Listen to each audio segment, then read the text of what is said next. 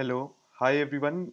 This is Jaskrit, and today I'll be speaking on RBI's ban on LoU's as a part of my course on Indian economy and policy, which is taken by Professor Somin Majumdar. So let's get started. So the first thing is that the RBI's omnibus ban on a legitimate financing instrument, I feel, is not the solution. So let's dig deep and see what's the problem in this. So it's been a month after the 12,800 crore letter of understanding fraud at Punjab National Bank came to light that the Reserve Bank of India has decided to ban such instruments as well as letter of comfort issued by bankers to business for international transactions.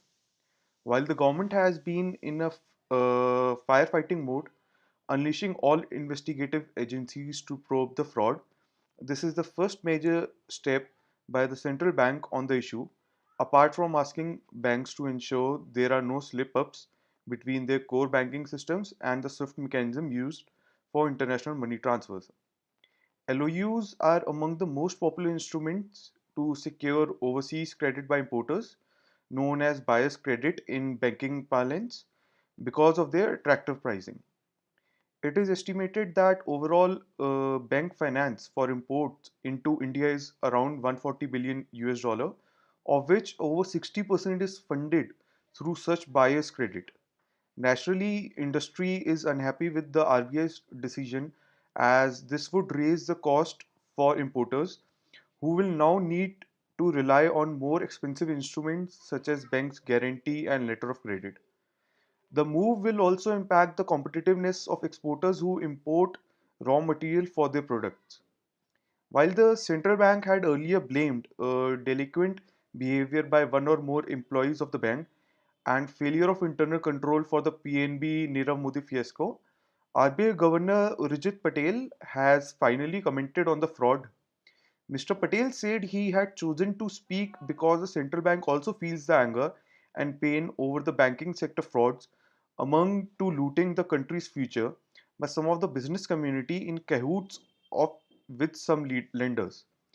Reiterating that PNB's internal system failed to take note of the RBI's warning about such risk, Mr. Patel took on severe criticism about the RBI's inability to detect the fraud. He stressed that the RBI didn't have adequate power to regulate public sector banks and it could not remove any of their directors or liquidate such a lender, as it can in the case of private sector banks.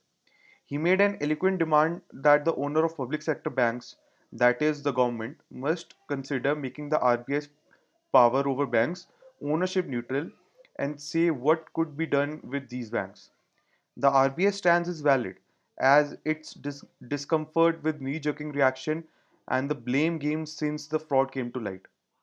In the very same vein, its omnibus ban on LOUs will impact the $85 billion bias credit market that was mostly conducted in accordance with the law of the land. If an individual or some failed system of a bank were indeed to blame, then why should bona fide transactions suffer? Perhaps the RBI could have tightened the norms for LOUs and introduced safeguards based on the latest running. It's still not too late to do that. So, this is my stance on the issue, and this is my final presentation. So, thank you.